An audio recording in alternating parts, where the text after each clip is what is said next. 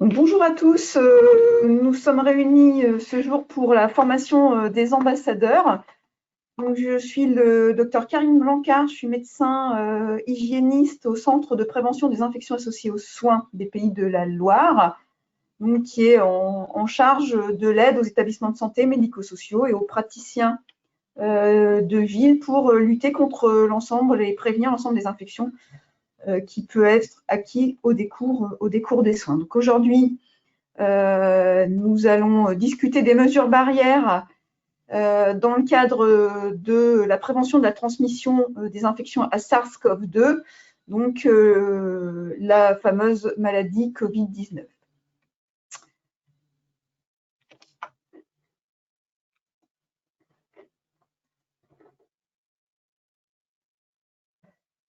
Donc, quelques généralités sur la maladie. Donc, la Covid, c'est une maladie qui est générée donc par l'acquisition d'un virus respiratoire, un coronavirus, le SARS-CoV-2. Quand vous rencontrez une personne porteuse du virus et contagieuse, le temps d'incubation de la maladie, donc le délai entre le contact contaminant et l'apparition des symptômes, est en moyenne de 5 jours, le maximum observé étant à 14 jours. Donc le plus fréquemment, quand vous présentez des symptômes, ils vont apparaître entre 48 heures et quelques jours après le contact contaminant. La transmission du virus se fait entre hommes à partir des gouttelettes qui vont être émises lorsque vous parlez, lorsque vous toussez, lors d'éternuements. Ça peut être aussi le chant, par exemple. Donc, la transmission va être favorisée par certaines conditions environnementales. Si vous êtes dans un espace clos, les transports en commun, par exemple, ou une pièce de petite taille sans possibilité d'ouvrir les fenêtres et sans renouvellement d'air. Et puis, il y a une autre partie de la transmission qui est faite par le contact. Alors, le contact, c'est défini notamment par les mains, le fait de toucher une surface qui peut être contaminée par l'expectoration, par la toux. Ça peut être une barre de seuil, ça peut être un accoudoir dans un transport en commun. Et puis, ça peut être le fait de toucher des objets contaminés par les sécrétions respiratoires, les objets personnels d'un malade. Alors, majoritairement, la Covid symptomatique, c'est des formes peu graves. 90% des formes graves sont associées à des facteurs de risque et le facteur de risque principal, c'est l'âge. Donc, énormément de formes graves arrivent chez des adultes de plus de 65 ans. Dans ces formes graves, on retrouve aussi des comorbidités, donc des facteurs qui favorisent le passage à une forme grave de la maladie. Ça peut être l'obésité, le diabète, un ensemble de maladies chroniques. Et pour cette maladie aussi, les facteurs cardiovasculaires, insuffisance cardiaque, par exemple. Alors, c'est plus qu'une épidémie, c'est une pandémie, ça a atteint l'ensemble des pays du monde.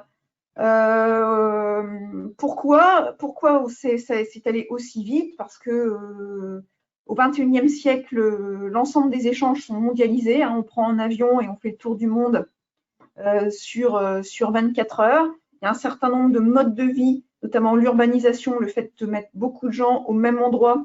Donc la densité de population dans les grandes villes, ça permet au virus de se propager plus facilement parce qu'il y a un ensemble de contacts, une intensité de contact qui est importante. Et puis, ce qu'on a remarqué pour cette maladie, c'est qu'il y a un certain nombre de personnes qui n'ont pas du tout de symptômes alors qu'ils ont acquis la maladie et qui peuvent être contagieux. Donc, il y a vraiment des formes asymptomatiques, des gens qui se sentent très bien, mais qui vont continuer à travailler, qui vont continuer à voir leurs proches, qui vont continuer à se déplacer et qui vont comme ça transmettre le virus. Quand on est symptomatique, il y a un certain nombre de symptômes assez classiques, la toux, la fièvre, le mal de gorge, mais il peut y aussi y avoir des symptômes digestifs. Chez les sujets âgés, il peut y avoir des formes très particulières avec des difficultés d'autonomie, des chutes.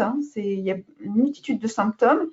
les plus fréquents étant quand même la toux, la fièvre et les atteintes rhinopharyngées autres. Et puis, il y a des symptômes très spécifiques de la Covid qui sont la gueusie et l'anosmie. La gueusie, vous n'avez plus le goût des choses que vous avalez. L'anosmie, vous ne sentez plus. Donc, vous avez des personnes qui vont dire « Tiens, je ne sens plus l'odeur du gâteau que j'ai fabriqué ». Et donc, quand on a une perte de goût, une perte de l'odorat, c'est vraiment très symptomatique. Il faut vraiment contacter son généraliste, son médecin traitant. Aujourd'hui, il n'y a pas de vaccin. Alors, on en espère un pour bientôt. Et donc, tant qu'on n'a pas de vaccin et pas de traitement spécifique de la maladie, il faut vraiment être très, très respectueux de l'ensemble des mesures barrières. C'est la seule protection qu'on a pour limiter la diffusion du virus. Alors, en France, on a mis en place, donc, par l'intermédiaire des agences régionales de santé et l'assurance maladie, une politique tester, alerter, protéger, qui vient renforcer l'application des mesures barrières. Alors, cette politique de test, c'est pour permettre de retrouver assez rapidement et dépister et retrouver assez facilement les personnes qui sont contagieuses. Hein. Donc, je vous ai dit, on est à peu près contagieux 48 heures avant le début des symptômes. Et donc, dans quelles circonstances il faut se faire dépister? Alors, on se fait dépister le plus rapidement possible si on a les symptômes. Je vous parlais de la gueusie, de l'anosmie, hein, pour vérifier que c'est bien la Covid-19. Et puis, on va surtout se faire dépister si on a été en contact avec quelqu'un qui est porteur du virus ou qui est malade. Donc, on se fait dépister 7 jours après le contact contaminant et on se fait dépister même si on n'a pas de symptômes. Je vous parlais de ces porteurs sains qui peuvent transmettre la maladie. On se fait tester dans les laboratoires de ville, dans les laboratoires hospitaliers. Il va y avoir de plus en plus d'endroits où on pourra se faire tester, notamment avec le développement de tests de diagnostic rapide de la maladie. Dans les mois qui viennent, ça sera probablement encore plus facile de se faire tester auprès de médecins, de pharmaciens et de professionnels de santé qui en seront équipés. Aujourd'hui, dans les Pays de la Loire, sur le site internet de l'ARS Pays de la Loire, vous pouvez trouver l'ensemble des endroits où on peut se faire tester. Voilà. Alors, on se fait tester quand on a eu un contact à risque avec une personne porteuse du virus. Le contact à risque, c'est défini par le fait d'être rapproché d'une personne, donc moins d'1 mètre, avec une durée assez importante. Hein, là, en gros, 15 minutes, et si on n'a pas de mesure de protection. Alors, qu'est-ce que c'est qu'une mesure de protection efficace? Ça peut être une mesure physique, hein, ça peut être une paroi vitrée, par exemple, mais c'est avant tout, dans la vie de tous les jours, le port d'un masque chirurgical, comme le mien, là, aujourd'hui, bien porté, qui couvre le nez et la bouche, ou un masque chirurgical. Et donc, c'est à risque, c'est à risque si l'un ou l'autre ne le porte pas. Et puis, ça va être, on va aussi définir le contact à risque par le port d'un masque grand public qui ne serait pas porté selon la norme. Donc, les masques grand public doivent être normés, hein, la norme AFNOR. Et pour qu'on détermine si le contact est à risque ou pas à risque, ça ne sera à risque que si un ou les deux ne portent pas de masque grand public. Donc, celle-là, je peux la refaire. Alerter. Donc, alerter, le contact tracing est assuré par l'assurance maladie ou l'agence régionale de santé. L'ARS est en charge principalement des gros clusters et des établissements dits sensibles. Donc, les clusters, c'est les grosses épidémies quand on a plusieurs cas dans un même établissement. Et puis, les établissements sensibles, ça va être les écoles, mais ça va être aussi, par exemple, les maisons de retraite, les foyers d'accueil pour personnes handicapées. Donc, l'ARS va se charger de ces contacts et de ces établissements-là. L'assurance maladie va tracer les contacts familiaux ou amicaux.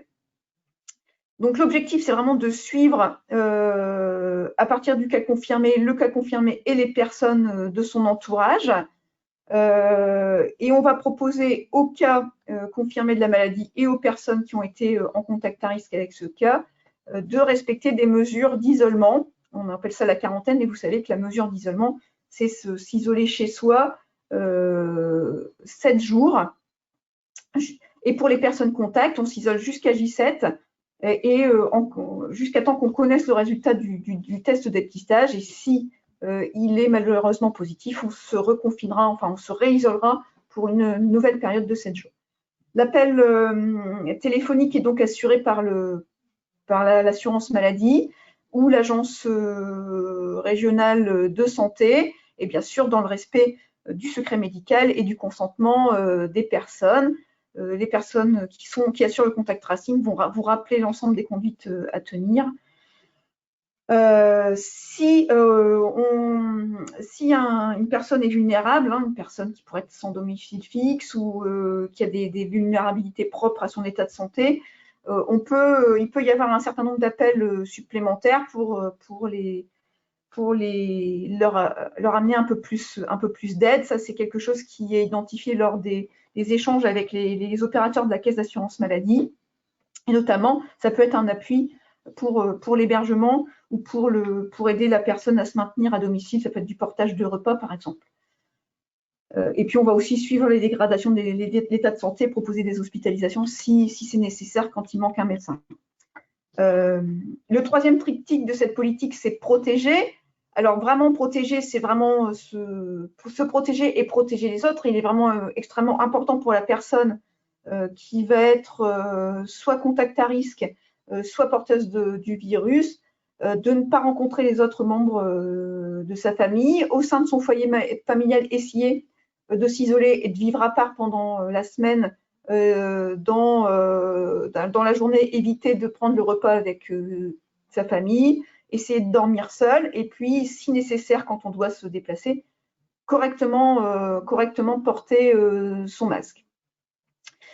Si c'est dans certains cas, on pourra, avec l'entourage, proposer un hébergement dans un centre spécifique si les mesures d'isolement ne sont pas applicables dans le cadre de sa vie familiale. L'idéal, donc, je vous disais en début d'intervention, c'est vraiment de respecter les mesures barrières dans sa vie de tous les jours, mais aussi, bien sûr, si on se sait contact à risque. Et donc, ça repose sur un petit moyen mnémotechnique qui est les 4 M, la règle des 4 M. Donc, M pour l'hygiène des mains, M pour la distance physique d'1 mètre, M comme port correct du masque, et M pour le ménage, l'entretien des surfaces, ce qui correspond aux modalités de transmission du virus. Alors, l'hygiène des mains.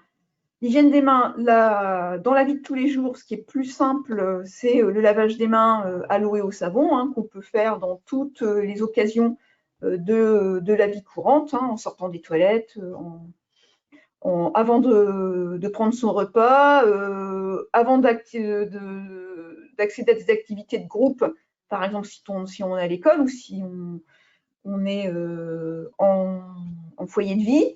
Donc, on va aussi faire un geste d'hygiène des mains.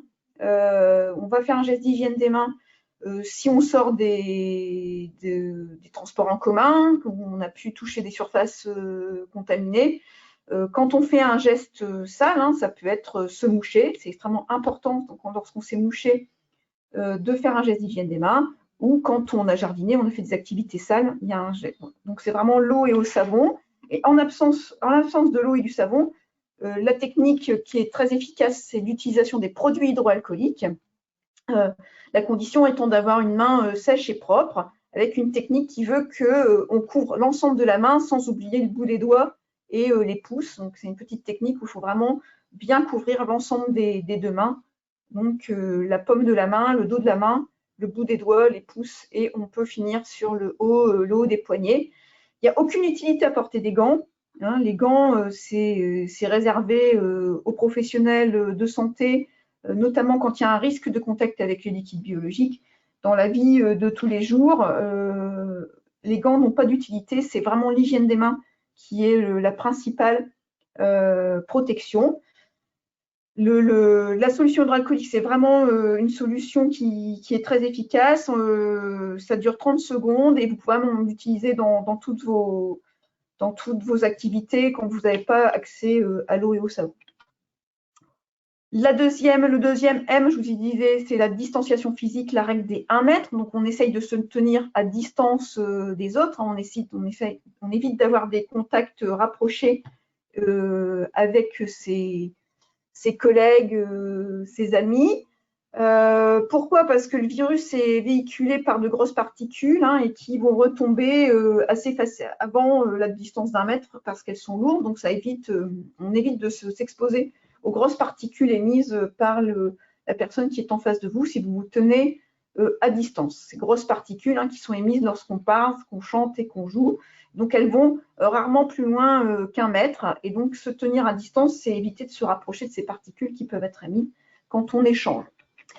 Quand on n'est pas sûr de pouvoir respecter ces distances physiques, et parce que c'est recommandé pour éviter de se contaminer, ça a une efficacité, le port de masque est recommandé. Et en association au port de masque, et si on ne porte pas son masque, il est extrêmement important de tousser dans son coude. Alors pourquoi? Parce que ça permet effectivement donc de contrôler la source d'émission qui est la bouche et le nez. Donc vous avez cette petite image qui vous montre bien les grosses particules qui retombent et puis un nuage de plus petites particules qui vont un tout petit peu plus loin. Donc, le fait d'avoir un obstacle à l'émission de ces particules quand on tousse, notamment le coude, ça évite de les projeter très loin et donc elles vont vraiment retomber très rapidement. Donc, c'est un obstacle à leur émission. Et puis, ça évite de se contaminer les mains fortement quand on vient tousser dans son coude. Et vous voyez que sur ce petit schéma, le masque est encore plus efficace pour éviter les émissions de ces particules. Donc, le port de masque ne sera efficace que si on respecte un certain nombre de règles simples. Donc, soit on porte un masque à usage unique, comme le mien aujourd'hui, soit donc on porte un masque en tissu normé AFNOR. Dans tous les cas, la durée d'utilisation maximum du port de masque, c'est 4 heures. Au-delà de 4 heures, il est trop humide pour être efficace. Il faut le changer. Ça assure une protection dans les deux sens. Les professionnels de santé connaissent bien ça. Donc, vous êtes protégé, vous aussi, de l'émission des particules des autres qui vont venir s'écraser sur l'avant de votre masque et ça évite, vous, l'émission de vos particules virales quand vous vous exprimez. Un masque, pour être efficace, il couvre le nez et la bouche. Avant de mettre son masque, on va faire un geste d'hygiène des mains pour éviter de contaminer le masque et se contaminer le visage quand on l'appose.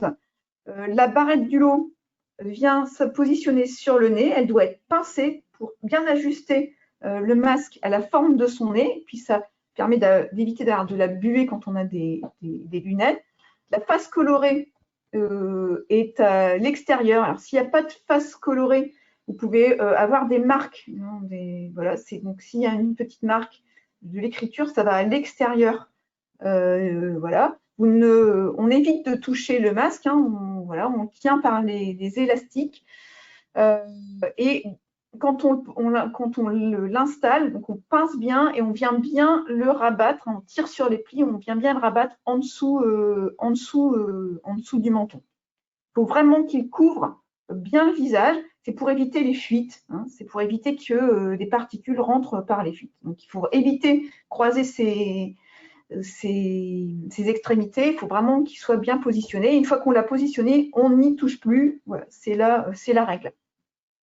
Si c'est un masque en tissu, les recommandations actuelles de l'entretien du masque en tissu, c'est de le laver à 60 degrés pour avoir une efficacité sur les bactéries éventuellement qui ont contaminé le masque en tissu et sur les virus, notamment le virus de la Covid.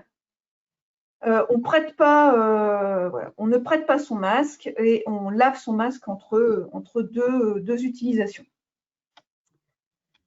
L'entretien des surfaces, donc le 4e M de ménage. Alors, il est recommandé d'utiliser un produit qui soit actif sur les virus, Donc, comment on reconnaît qu'un produit est actif sur les virus?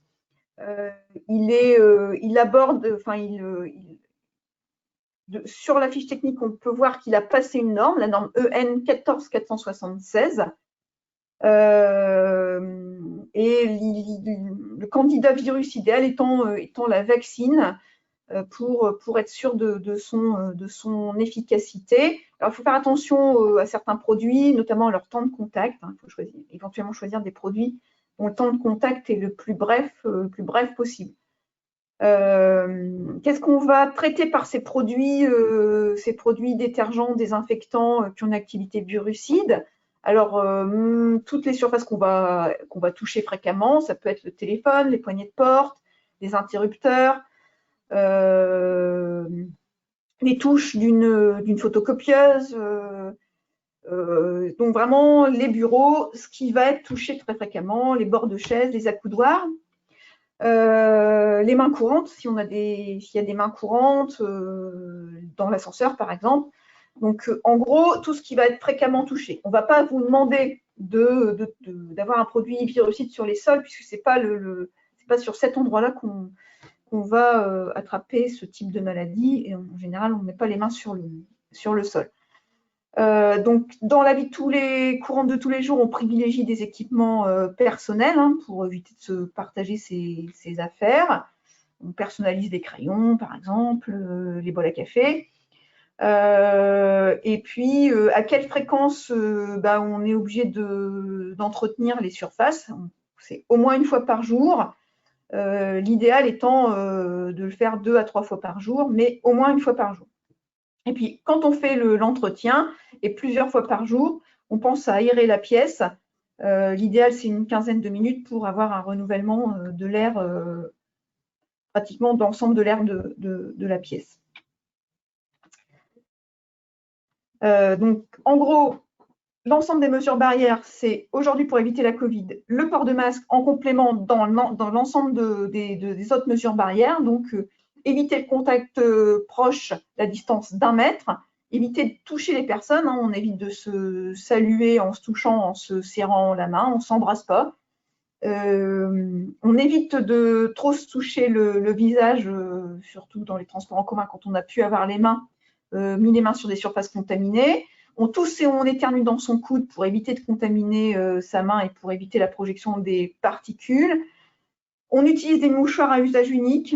Un mouchoir, on se mouche, on le jette et on fait un geste d'hygiène des mains après s'être mouché. Et puis, on essaye de respecter l'ensemble des indications d'hygiène des mains comme on vient de les utiliser. Donc, soit à l'eau et au savon, c'est très bien. Et en l'absence de point d'eau, on peut utiliser les solutions hydroalcooliques à la condition de couvrir complètement l'ensemble de la main, les doigts, et on remonte sur les poignets.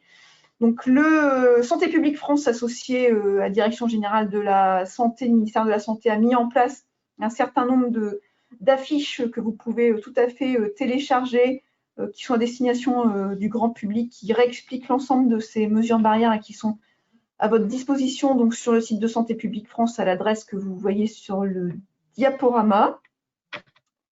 Vous pouvez aussi utiliser un certain nombre de petits films didactiques. J'ai pris l'exemple de celui qui avait été fourni par l'assurance maladie l'année dernière pour la grippe, donc pas du tout pour la Covid, mais qui reprenait déjà l'ensemble de ces mesures qu'on va pouvoir visionner ensemble.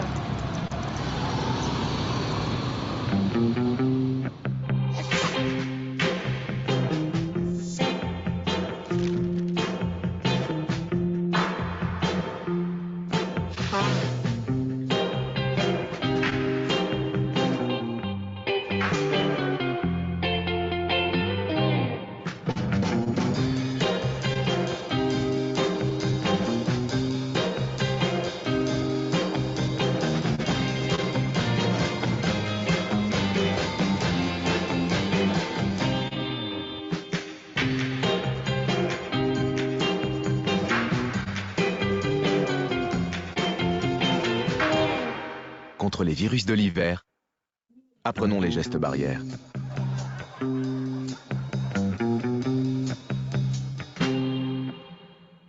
Donc, comme vous avez pu le voir dans ce petit film, hein, déjà l'année dernière, on reprenait l'ensemble des gestes barrières pour la grippe et les autres virus hivernaux. Donc, je pense qu'il est vraiment tout à fait important de les acquérir et de les respecter, avec peut-être, en plus de l'année dernière, le port de masque en continu dans la vie de tous les jours.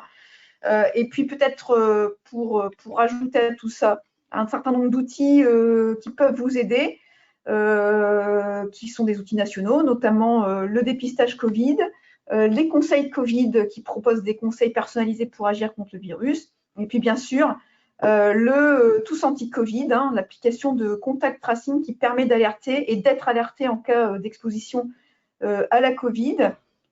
Un numéro vert que vous pouvez utiliser pour toutes les questions relatives à ce virus et pour vous aider dans vos démarches. Et puis un site, une foire aux questions sur le site de l'Agence régionale de santé des Pays de la Loire, qui est actualisé assez régulièrement, que vous pouvez contacter. Donc n'hésitez surtout pas à télécharger l'application nationale Tous Anti-Covid. C'est avec sur les smartphones, hein, sans aucun souci, par les moteurs de recherche habituels. Voilà, je vous remercie de votre attention. Cette petite formation est associée à une foire aux questions qui permettra de peut-être répondre aux questions complémentaires à cette formation. Je vous remercie de votre attention.